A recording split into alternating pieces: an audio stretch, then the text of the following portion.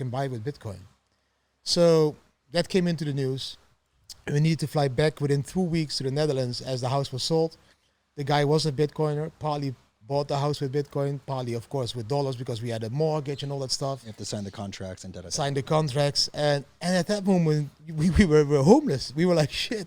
We still had the furniture. We had everything. So we started to sell all the furniture, the kids' toys, the bikes, the cars, whatever was left. They had like these own quad motorbikes.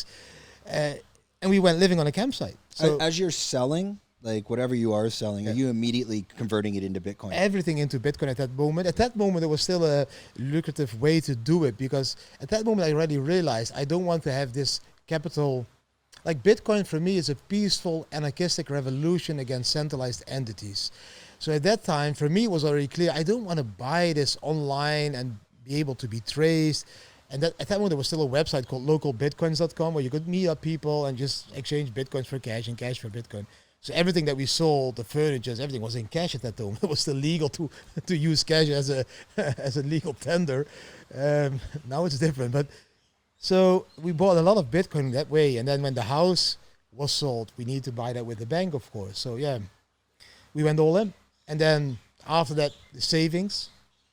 After that, the kids' savings. I had a huge fight with my wife about that because she didn't want to put in the kids' savings. She was like, we're not going to touch. I'm going to triple it. You know, I was so confident. I said, we are going to triple it.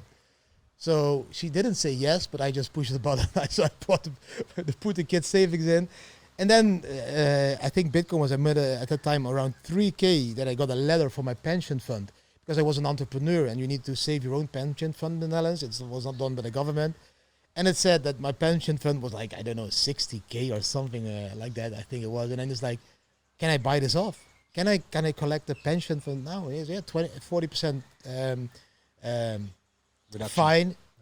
And the rest you can have. It's okay, give it, I buy Bitcoin. And then we were all in. And then everything was all in. We lived on a campsite.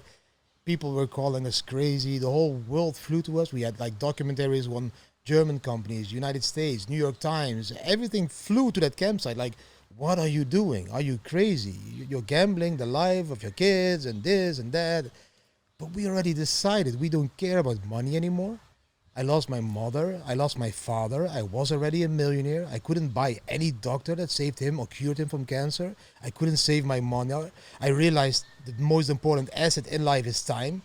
I needed to stop spending that time in an office at 40 employees and not at my children and my wife. So I wanted to switch life. My wife loved that I was switching life. I was at home, finally came home. And that's how we changed life. And we just said, let's believe Bitcoin more than fiat shitcoins, fiat currencies. Most people call them euro and dollar. I call them shitcoins because they are printed out of thin air. They are not backed anymore by gold. And let's just trust this new evolution of technology, Bitcoin, and just continue this traveling lifestyle.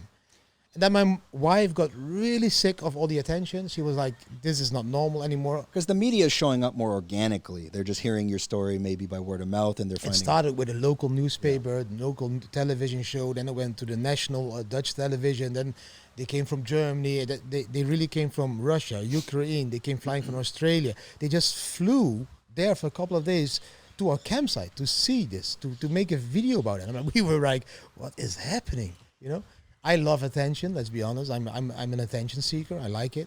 I want to be a professional football player, not only for the money but also for the attention. My wife is yoga zen. She's like, So at a certain moment, she was like, nah, this is not what I want. It's okay. Then we quit. We want happiness. We choose happiness. So we flew to Koh Phangan, back to our safe Thailand. We always felt safe in Thailand. Well, this is still 2016. This is 2017. Okay. So 2016 September. So still, this is before the 20,000 top. Yeah. September 2016, we flew back to Koh Phangan. Okay. And we were living there together with 40 German families that rented a resort. It was a digital nomad family group. Which area on the island? That was in Chalok Lom. So the north past... The north, it's completely north. What's it called? Zen Beach, north of this. I Between Zen Beach and... Like getting to close to Bottleneck Beach, like kind of that area. That area, that corner. You could drive and hike to Bottleneck Beach from our resort. And we lived there with 40 German families because we didn't even know what digital nomad is. What is it? How do you treat kids? How do you educate kids? How do you do anything? We didn't bring them to school. So we went there to be educated, but then that turned into me educated all of those digital novels about Bitcoin, of course.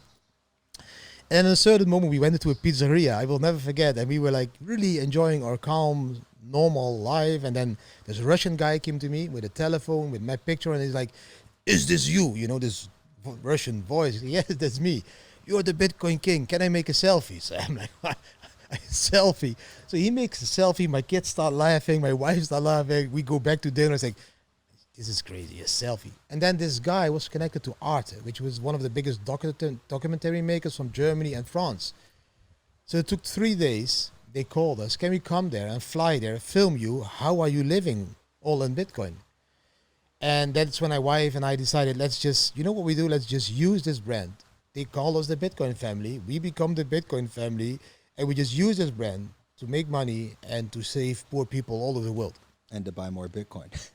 Yeah, like, are you really monetizing it at that point? At that moment, we were not monetizing it. We were just trusting it. We were not trading it. We were not doing all of that stuff anymore because trading, man, I was trading. I got like 10 kilos on and I was white and it was like unhealthy. So that was not my thing. Yeah.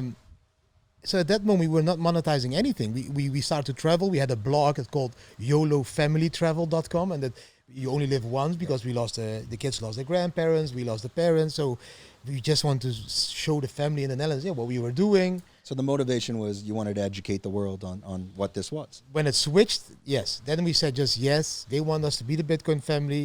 If we say no, they keep following us.